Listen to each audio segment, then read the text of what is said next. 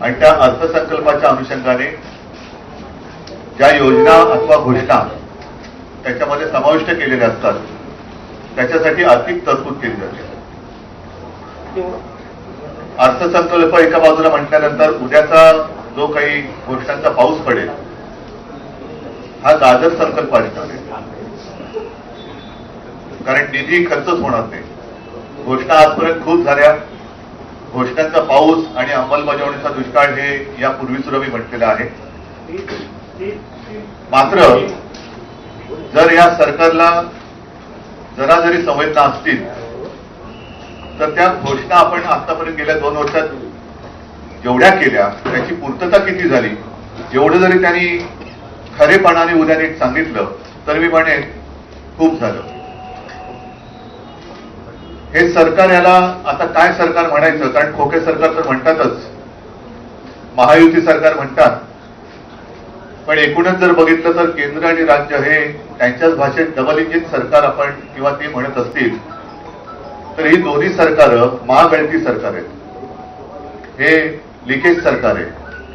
कारण राम मंदिराच्या गाभाऱ्यात सुद्धा लिकेज झालेलं आहे, पेपर फुटी झालेली आहे, पेपर सुद्धा लीक होत आहेत, मंदिर सुद्धा लीक होते आणि ह्यांना लाज लज्जा शरम काही नाहीये. आम्ही काही प्रश्न विचारले किंवा विषय त्यांच्यासमोर मांडले तर ते उलट्या आमच्यावरती आरोप करतात.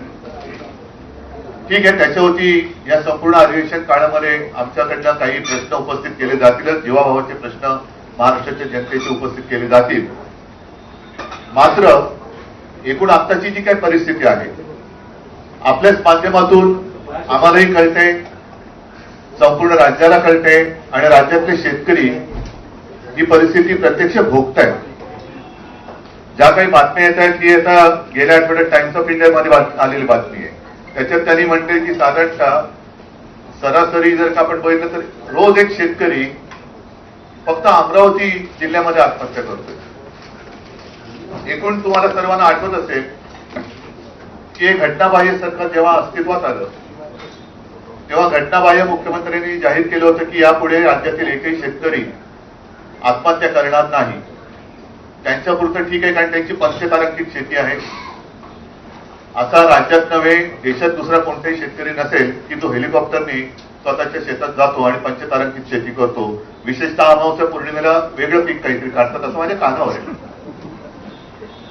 मात्र शेतकऱ्याची हालत गंभीर आहे. आज सुद्धा अजूनही पावसाने ओढ दिलेली आहे. पाऊस म्हणावा तसा सुरू झालेला नाहीये.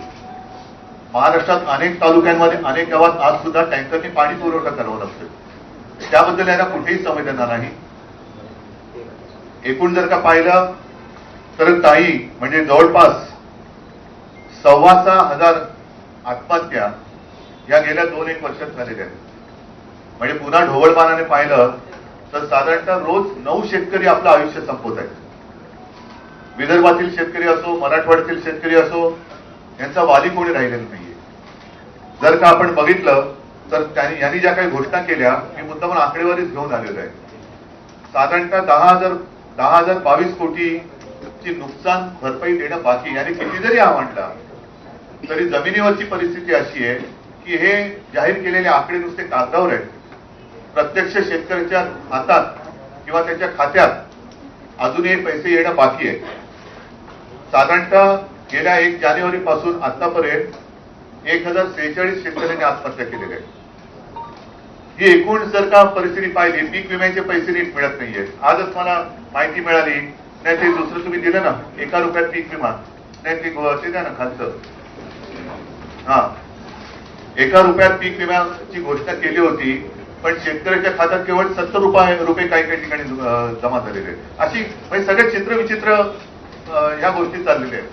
म्हणून मला आमची मुख्य मागणी उद्याच्या अधिवेशनात ही राहणार आहे की तुमचं आता डबल इंजिन सरकार आलेलं आहे.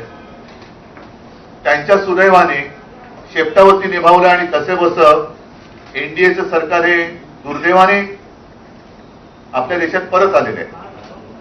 त्यांच्या लेखी असलेली महाशक्ती पुन्हा एकदा तिकडे विराजमान झालेली आहे.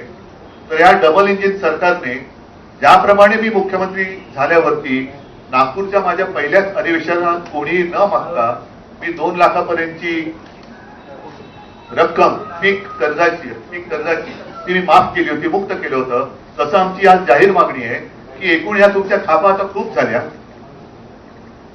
नुसत्या घोषणा सुद्धा आता खूप झाल्या, अजूनही 3-3.5 महिने निवडणुकांना आहे, तर तात्काळ शेतकऱ्यांची कर्जमुक्ती जाहीर करून निवडणुकीच्या आत तुम्ही ती अंमलबजावणी करा. कारण नाहीतर आपल्याला हेही माहिती